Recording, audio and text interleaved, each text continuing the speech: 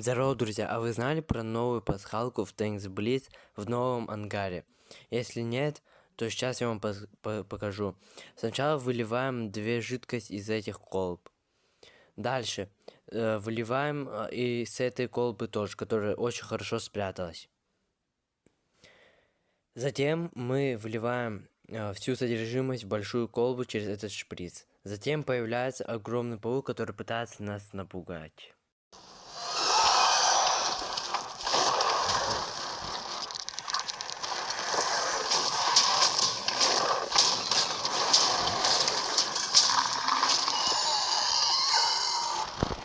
Но если нажать на туман, то появится еще один огромный паук.